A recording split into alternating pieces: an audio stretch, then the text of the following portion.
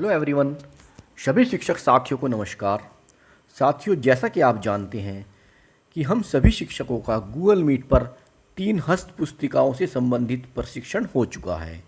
अब इस प्रशिक्षण से संबंधित हमारा एक एनपीआरसी लेवल पर सभी टीचर्स का एग्ज़ाम होगा, जिसकी मॉनिटरिंग जिला बेसिक शिक्षा अधिकारी महोदय करेंगे। साथियों, इससे पहली वीडियो में भी मैंने आपको बताया था कि हम सभी का एक एग्ज़ाम होगा और उसी के रिगार्डिंग मैं कुछ प्रश्न आपके सामने लेकर आया हूं जो आपके लिए कारगर सिद्ध होंगे। हो सकता है इन्हीं प्रश्नों में से आपको उस एग्ज़ाम में कोई प्रश्न मिल जाए, तो इसीलिए मैंने ये वीडियो बनाई है और आशा करता हूँ कि आपके लिए फ़ायदेमंद साबित होगी। दोस्तों, मैं आपसे एक बताना चाहता हूँ कि मैं बेसिक शिक्षा विभाग से संबंधित ऑनलाइन प्रोसेसिंग की वीडियो बनाता हूँ और उसी को लेकर मैंने एक व्हाट्सएप ग्रुप भी बनाया हुआ है, जिस पर मैं अपनी बनाई हुई वीडियो को अपलोड करता हूँ। यूट्यूब पर भी मेरा चैनल है, उस पर तो मैं डालता ही हूँ और साथ ही अपने व्हाट्सएप ग्रुप में भी डालता हूँ। अगर कोई शिक्षक साथी उस मेरे व्हाट्सएप ग्रुप से जुड़ना चाहे तो आप मेरे व्हाट्सएप नंबर 9897668080 पर मुझसे संपर्क कर सकते हैं। मैं आपको अपने ग्रुप में ऐड कर लूँगा और साथ ही इस वीडियो के डिस्क्रिप्शन बॉक्स में भी आपको उस वीडियो का लिंक मिल जाएगा। आप उस लिंक को ओपन करके भी मेरे व्हाट्सएप ग्रुप में ऐड हो सकते हैं। तो दोस्तों, चलिए देखते हैं आज जो हमारा वीडियो का पार्ट 2 है, इसमें कौन कौन से प्रश्न आपके सामने आने वाले हैं। आप इन प्रश्नों को नोट कर लीजिए। हो सकता है कि आपको इन्हीं प्रश्नों में से वहाँ पर एग्ज़ाम में प्रश्न मिल जाएं। कुछ जनपदों में ये परीक्षा हो चुकी है और कुछ में इसकी डेट आ चुकी है, तो आप भी इसके लिए तैयार रहिए। अगर आप पहले से ही तैयारी करके रखेंगे तो आपको कोई दिक्कत नहीं होगी, आप आसानी से इन प्रश्नों को करेंगे। चलिए शुरू करते हैं।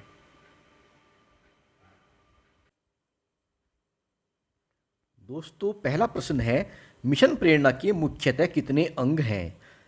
तो इसका आंसर है कि मिशन प्रेरणा के 6 अंग हैं।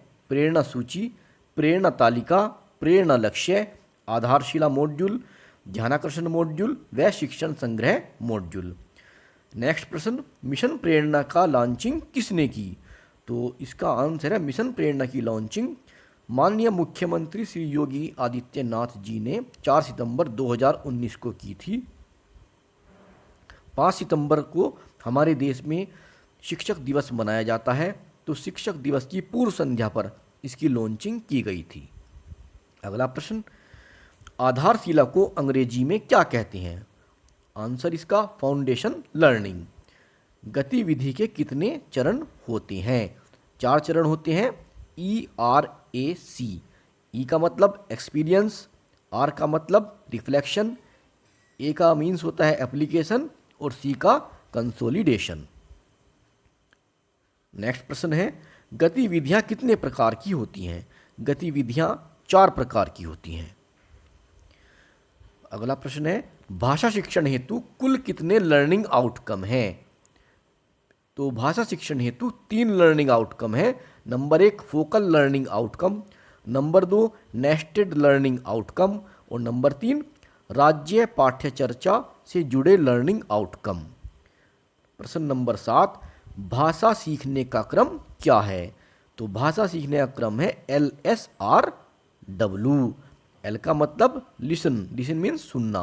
पहले बच्चा सुनता है, उसके बाद एस फॉर स्पीक, फिर बच्चा बोलता है। आर का मतलब रीड, फिर बच्चा जो है पढ़ता है और फिर सबसे बाद में डब्लू मतलब राइटिंग, यानी कि फिर वो लिखना सीखता है। तो ये इसका सही क्रम है LSRW। गणित सीखने का क्रम क्या है? गणित सीखने का क्रम है ELPS। ये एक थ्योरी भी है, ELPS थ्योरी, मैंने इसकी एक वीडियो भी बनाई थी। तो ELPS में E for experience, L for language, P for picture और S for symbol. Question number 9, ध्यानाकर्षण मॉड्यूल के कितने भाग हैं? ध्यानाकर्षण मॉड्यूल के 4 भाग हैं। आधारशिला मॉड्यूल के कितने भाग हैं? आधारशिला मॉड्यूल के भी 6 भाग हैं। आपको ध्यान रखना है, जो ध्यानाकर्षण मॉड्यूल है इसके 4 भाग हैं। आधारशिला मॉड्यूल के 4 भाग हैं और जो शिक्षण संग्रह है उसके भी 6 भाग हैं। तो प्रश्न नंबर 12, भारत के भाग्य का निर्माण हमारी कक्षाओं में होता है, यह कथन किसने कहा है? यह कोठारी आयोग का कथन है जो 1964-1966 में कहा गया था। कोठारी आयोग तब लागू था और इन्हीं के द्वारा ये कहा गया था। शिक्षा अधिकार अधिनियम कब लागू हुआ? शिक्षा का अधिकार अधिनियम सन 2009 में बना और 1 अप्रैल 2010 से 6 से 14 वय वर्ग के बच्चों के लिए लागू हुआ। तो ये बहुत ध्यान रखने की बात है, ये 2009 में बना था लेकिन जो लागू हुआ वो 1 अप्रैल 2010 से लागू हुआ। नेक्स्ट प्रश्न, NAS की फुल फॉर्म क्या है? NAS की फुल फॉर्म है नेशनल अचीवमेंट सर्वे। नेक्स्ट प्रश्न, ध्यानाकर्षण शिविर का मुख्य उद्देश्य क्या है? ध्यानाकर्षण शिविर का मुख्य उद्देश्य है उन छात्रों की मदद करना जिन्हें कक्षा शिक्षण के दौरान अपनी कक्षा के स्तर के अनुरूप अवधारणाओं एवं कौशलों को सीखने में कठिनाई होती है। यानी कि जो कमज़ोर बच्चे हैं उनको सामान्य बच्चों के साथ लाने के लिए जो हम काम करते हैं वो ध्यानाकर्षण शिविर के अंतर्गत होता है। यही इसका मुख्य उद्देश्य है। आरंभिक परीक्षण प्रपत्र में कक्षा 3 से 5 तक कितने प्रश्न होंगे? तो जो आरंभिक प्रशिक्षण प्रपत्र होता है, जब हम बच्चे का टेस्ट लेंगे, जो बच्चा हमारे यहाँ आता है कक्षा 3 से 5 तक का, इसमें 15 प्रश्न होंगे जिनमें 10 वस्तुनिष्ठ और 5 उभयनिष्ठ होंगे। कक्षा 6 से 8 हेतु कितने प्रश्न होंगे? यहाँ पर 25 प्रश्न है कक्षा 6 से 8 के लिए, जिनमें 20 वस्तुनिष्ठ और 5 आत्मनिष्ठ। प्रत्येक प्रश्न कितने अंक का होगा? प्रत्येक प्रश्न 3 नंबर का होगा। ध्यानाकर्षण मॉड्यूल किन कक्षाओं के लिए है? ध्यानाकर्षण मॉड्यूल कक्षा 4 से कक्षा 8 के लिए है। आधारभूत शिविर कितने दिन का होगा? आधारभूत शिविर ये होगा 50 दिन का। BALA की फुल फॉर्म क्या है? बाला, यानी कि इसकी फुल फॉर्म है building as a learning aid. Building as a learning aid यानी कि बच्चा जहाँ पर पढ़ने आएगा, इमारत जितनी बढ़िया होगी बच्चा उतना ही वहाँ पर मन लगाकर पढ़ेगा। ICT के साधन कौन कौन से हैं? ICT के साधन है mobile phone, tablet, laptop, radio, television, projector और स्मार्ट बोर्ड। CMAT की फुल फॉर्म क्या है? SIEMAT की फुल फॉर्म क्या है? S for state, I for institute और E for educational, M for management, A for and और T फॉर ट्रेनिंग, यानी कि state institute of educational management and training. ये भी बहुत अच्छा क्वेश्चन है। नेक्स्ट प्रश्न है SCERT की फुल फॉर्म क्या है? State council of educational research and training.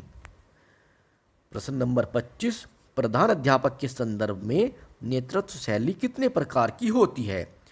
सत्ताधारी या निरंकुश, लोकतांत्रिक, सहयोगी, स्वतंत्र शैली। ये प्रधान अध्यापक की शैली होती है। अगला प्रश्न है बाल संवाद का क्या उद्देश्य है? जीवन मूल्यों का विकास, व्यक्तित्व विकास और नेतृत्व क्षमता में वृद्धि, ये बाल संवाद का उद्देश्य होता है।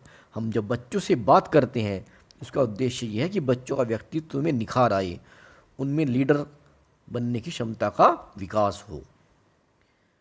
प्रभावी शिक्षण की सीढ़ी में कितने अक्षरों का प्रयोग किया गया है? प्रश्न नंबर 27, इसमें 26 अक्षरों का प्रयोग किया गया है। प्रश्न नंबर 28, A to Z यानी कि A तथा Z का क्या अर्थ है? A फॉर एक्टिव इन्वॉल्वमेंट और Z फॉर जील यानी कि उत्साह।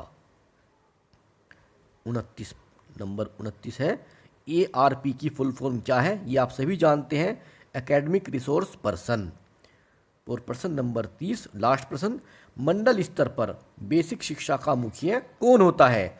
सहायक शिक्षा निदेशक बेसिक। ये मंडल स्तर पर बेसिक शिक्षा का मुखिया होता है। तो दोस्तों आशा करता हूँ कि ये वीडियो आपको पसंद आएगी। अगर ये वीडियो आपको पसंद आती है तो आप इसे लाइक कीजिए, साथ ही अपने अन्य साथियों को अवश्य शेयर कीजिएगा ताकि वो भी इससे लाभान्वित हो सकें। साथ ही मेरे यूट्यूब चैनल को आप अवश्य सब्सक्राइब करें। आज की वीडियो में इतना ही। बहुत जल्द मिलते हैं अगली वीडियो में। तब तक के लिए नमस्कार।